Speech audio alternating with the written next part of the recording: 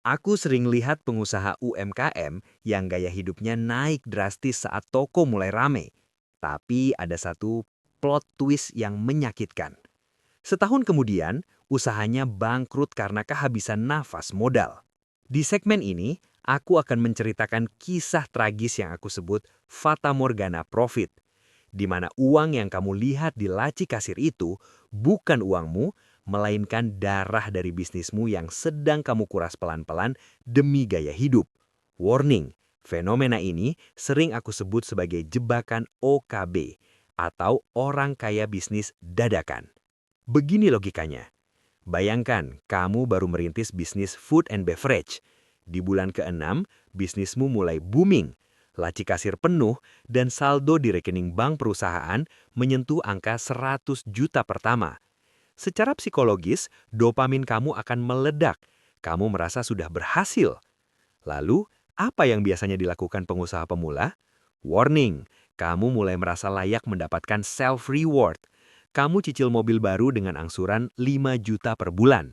Kamu ganti gadget terbaru seharga 20 juta rupiah. Dan intensitas makan di restoran mahal mulai meningkat. Kamu berpikir, kan profit per bulan sudah 30 juta rupiah, cicilan 5 juta mah kecil. Tapi, inilah yang aku maksud dengan Fata Morgana Profit. Kamu melihat angka 30 juta rupiah itu sebagai uang jajan. Padahal, dalam struktur bisnis yang sehat, angka itu adalah oksigen pertumbuhan. Mari kita bedah secara matematis kenapa perilaku ini sangat berbahaya.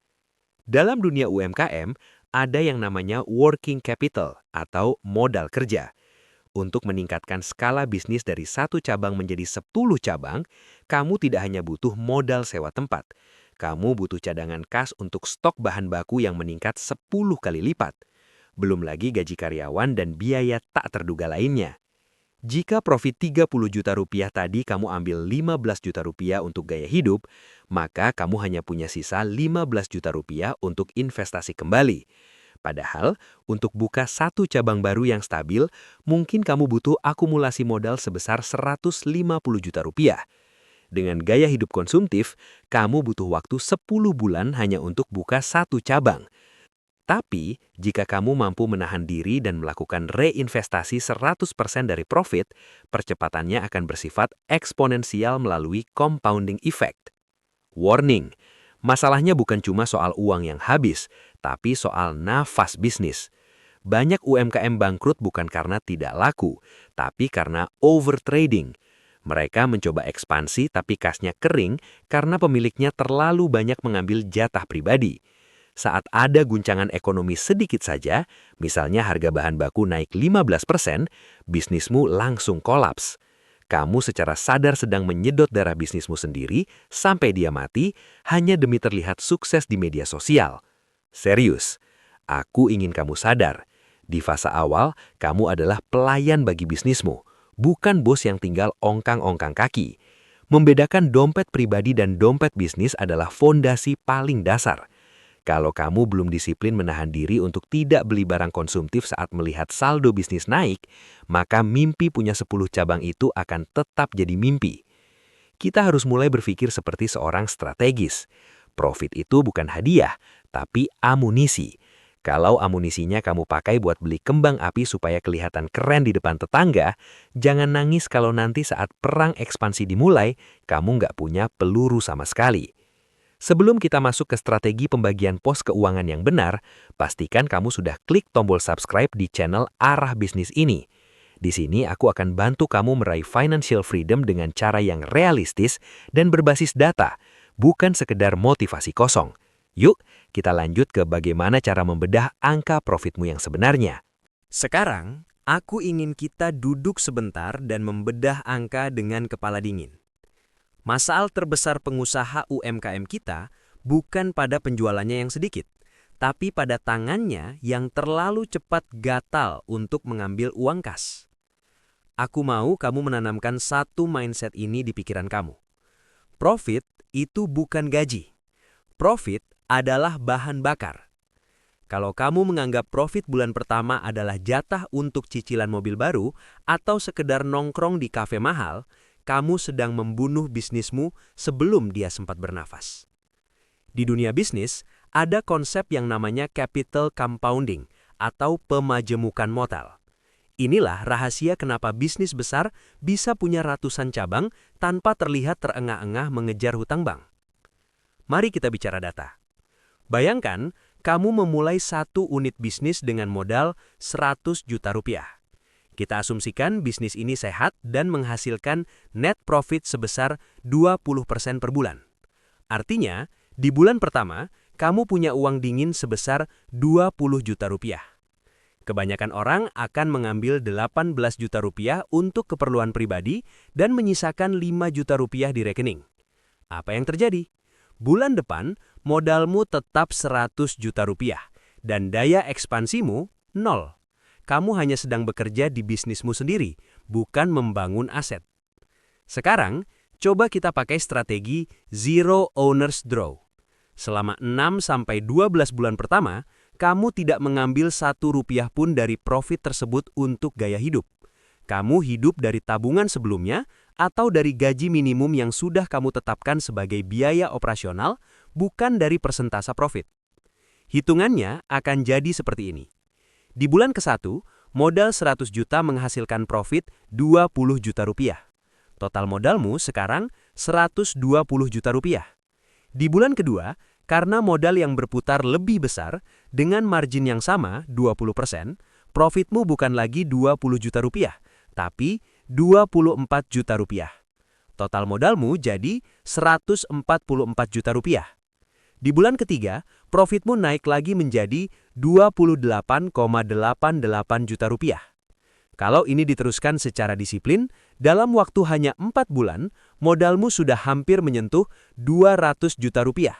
Kamu sudah punya uang sisa yang cukup untuk membuka cabang kedua dengan skala yang sama tanpa perlu meminjam ke bank. Kamu tidak sedang menahan lapar, kamu sedang membangun mesin pengganda uang. Kenapa aku sangat menekankan untuk menghindari pinjaman bank di fase awal ekspansi? Karena bunga bank adalah biaya tetap yang akan memakan marginmu bahkan saat bisnismu sedang sepi. Tapi dengan capital compounding, kamu menggunakan uangmu sendiri yang bekerja lembur untukmu. Logikanya sederhana. Semakin besar bola salju yang kamu gulung, semakin cepat dia membesar. Jika satu cabang menghasilkan 20 juta rupiah, maka saat kamu punya 5 cabang dengan sistem reinvestasi yang sama, kamu tidak lagi bicara soal jutaan, tapi ratusan juta rupiah per bulan yang siap digulung menjadi cabang ke-6 sampai ke-10. Inilah yang aku sebut sebagai membangun imperium bisnis yang realistis. Kamu tidak butuh investor luar di awal kalau kamu tahu cara mengelola angka-angka ini. Fokusnya adalah pada efisiensi dan disiplin. Banyak UMKM tumbang karena pemiliknya merasa sudah kaya saat melihat saldo rekening perusahaan berisi 50 juta rupiah. Padahal itu adalah peluru untuk berperang di tahun berikutnya. Ingat, di arah bisnis, aku ingin kamu menjadi pemilik bisnis yang punya kontrol penuh atas arus kas, bukan yang dikontrol oleh cicilan. Nah, setelah kamu paham logikanya, pertanyaannya adalah bagaimana cara membagi uang tersebut ke dalam pos-pos yang tepat supaya tidak tercampur dengan urusan dapur rumah tangga. Kita akan bahas detail pembagian persentasenya di bagian selanjutnya. Jangan lupa klik subscribe dulu di channel Arah Bisnis ini kalau kamu merasa perhitungan ini masuk akal buat kamu.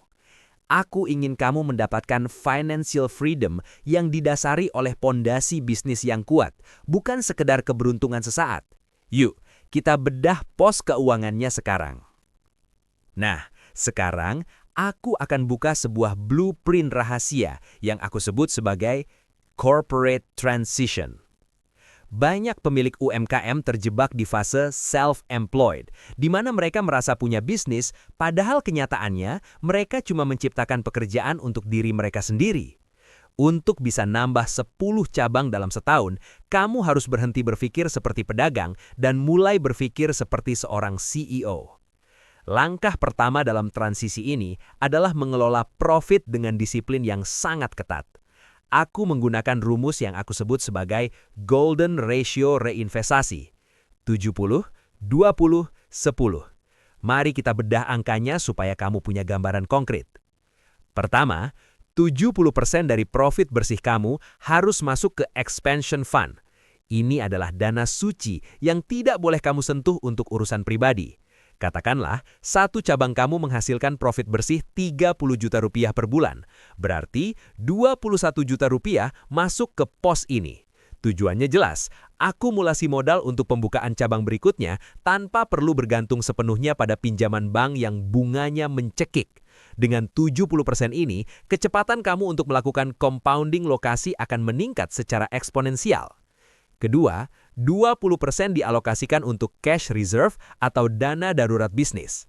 Banyak UMKM hancur bukan karena produknya tidak laku, tapi karena masalah cash flow mismatch. Dana 20% ini berfungsi sebagai pelindung jika tiba-tiba ada kenaikan harga bahan baku, renovasi mendadak, atau penurunan daya beli di bulan-bulan tertentu. Aku selalu menyarankan kamu punya cadangan biaya operasional minimal untuk 3-6 bulan ke depan di pos ini, sebelum kamu benar-benar agresif membuka cabang baru. Ketiga, 10% untuk R&D atau Research and Development. Jangan remehkan angka 10% ini. Bisnis yang stagnan adalah bisnis yang menunggu waktu untuk mati. Gunakan dana ini untuk riset menu baru, memperbaiki kemasan, atau sekedar melakukan survei pasar. Inovasi kecil yang lahir dari dana 10% ini seringkali menjadi penentu apakah cabang ke-10 kamu nanti akan sesukses cabang pertama atau justru menjadi beban. Namun, punya modal besar saja tidak cukup. Disinilah poin kedua yang sangat kritikal, SOP atau Standard Operating Procedure. Aku ingin kamu camkan ini baik-baik. Jangan pernah berpikir untuk buka cabang kedua kalau operasional di cabang pertama belum bisa ditinggal. Banyak pengusaha UMKM terlalu percaya pada intuisi atau kemampuan individu karyawan tertentu. Itu berbahaya. Kamu butuh sistem yang bisa membuat karyawan baru dengan kemampuan rata-rata bisa menghasilkan output yang luar biasa. Itulah fungsi SOP. Mulai dari cara menyapa pelanggan, takaran bumbu hingga ke gramasi terkecil, sampai prosedur tutup toko, semuanya harus tertulis dan terukur. Warning! Tanpa standarisasi SOP yang kuat, kualitas cabang kedua sampai ke-10 kamu akan belang-belontong. Rasa makanannya beda, pelayanannya beda, dan akhirnya brand yang kamu bangun susah payah akan hancur.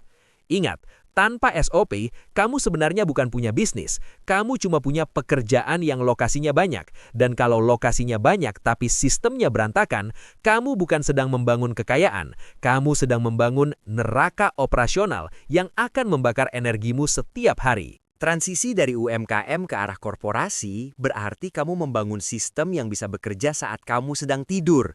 Itulah esensi dari kata skalabilitas.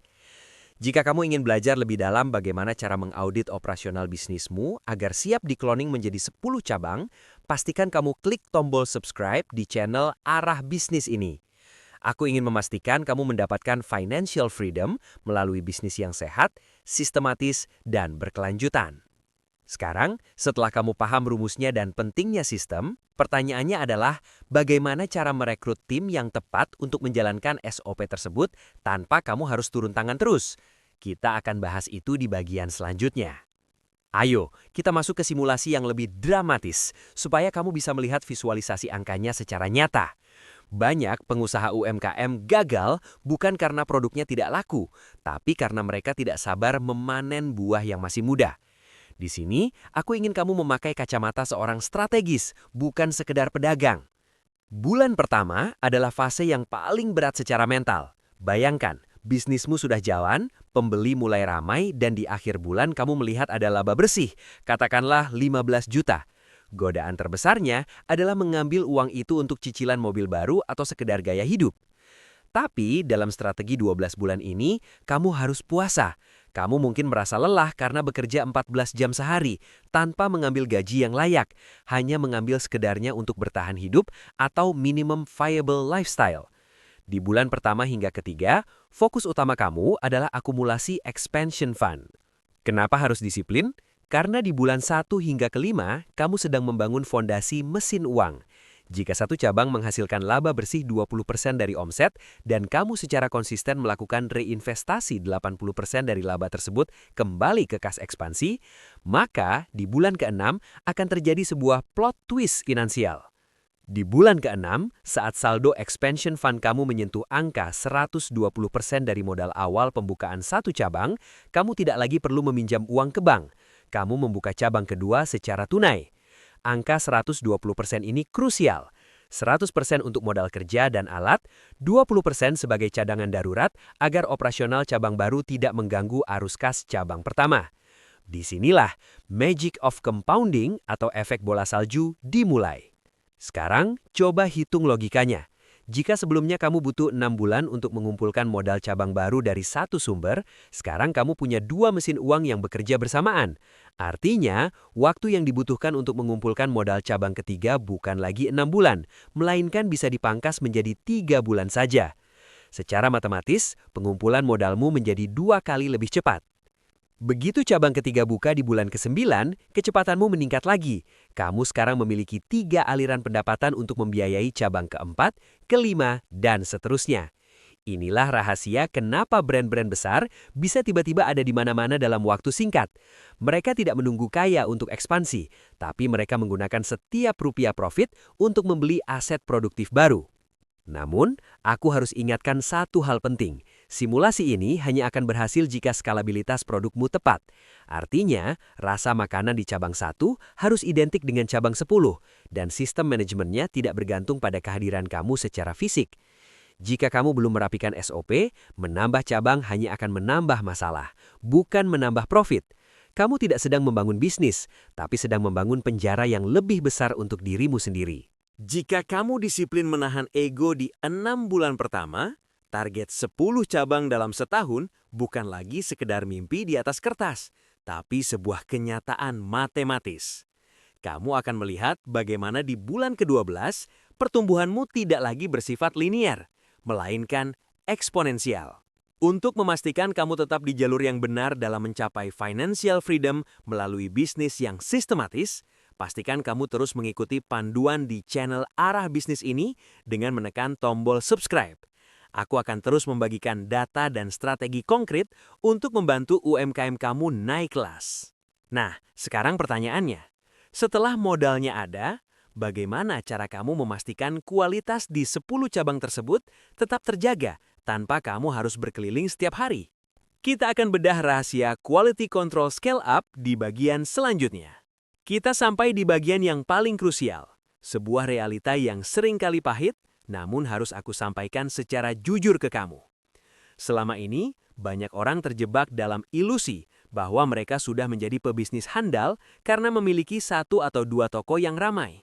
Padahal, jika kita bedah secara mendalam, mayoritas pemilik UMKM sebenarnya belum berada di level pengusaha, melainkan masih di tahap self-employment atau pedagang mandiri. Apa bedanya? Bedanya terletak pada siapa yang bekerja untuk siapa. Seorang pedagang bekerja untuk bisnisnya. Jika dia berhenti bekerja, maka aliran uang pun ikut berhenti. Namun seorang pemilik korporasi membangun sistem agar bisnisnya yang bekerja untuk dia. Dan rahasia besar untuk bisa naik kelas dari pedagang kecil menjadi pemilik korporasi dengan 10 cabang bukan terletak pada seberapa jago kamu jualan, melainkan pada seberapa kuat pengendalian diri kamu untuk tidak menyentuh profit tersebut. Aku ingin kamu merenungkan hal ini. Bedanya pengusaha besar dan pedagang kecil seringkali hanya soal delayed gratification atau kemampuan menunda kesenangan. Bayangkan, jika satu cabang UMKM kamu menghasilkan profit bersih 15 juta rupiah per bulan. Bagi kebanyakan orang, 15 juta rupiah ini langsung digunakan untuk cicilan mobil baru atau gaya hidup yang meningkat. Inilah yang aku sebut sebagai perangkap kenyamanan. Begitu kamu mengambil profit itu untuk konsumsi, kamu baru saja membunuh potensi pertumbuhan cabang kedua, ketiga, hingga ke-10 kamu. Mari kita bicara data. Secara statistik, 20% bisnis baru gagal di tahun pertama dan 50% gagal di tahun kelima. Penyebab utamanya bukan karena produk yang buruk, melainkan masalah cash flow dan kurangnya cadangan modal untuk ekspansi. Jika kamu mengalokasikan 80% hingga 100% profit kamu kembali ke bisnis selama 12-24 bulan pertama, kamu sedang membangun apa yang aku sebut sebagai napas modal. Di dunia bisnis yang kompetitif, siapa yang punya napas modal paling panjang, dialah yang akan menang. Saat kompetitor kamu mulai kelelahan karena margin tergerus, kamu tetap berdiri tegak karena kamu punya cadangan amunisi yang berasal dari reinvestasi tadi. Kamu tidak lagi sekedar punya toko, tapi kamu sedang membangun sebuah ekosistem. Jangan biarkan kepuasan jangka pendek menghancurkan kerajaan bisnis yang sebenarnya baru mau kamu bangun. Kamu harus punya mentalitas corporate owner. Seorang CEO tidak akan menguras kas perusahaan hanya untuk kepentingan pribadi. Mereka akan memastikan perusahaan memiliki likuiditas yang sehat untuk melakukan akuisisi atau pembukaan cabang baru. Jadi, mulailah hari ini. Ambil komitmen pada diri sendiri. Stop ambil profit secara ugal-ugalan. Jadikan setiap rupiah yang masuk sebagai bibit untuk pohon yang lebih besar. Karena pada akhirnya, kebebasan finansial yang sesungguhnya bukan datang dari seberapa banyak uang yang kamu habiskan hari ini, tapi dari seberapa kuat sistem bisnis yang kamu bangun untuk masa depan.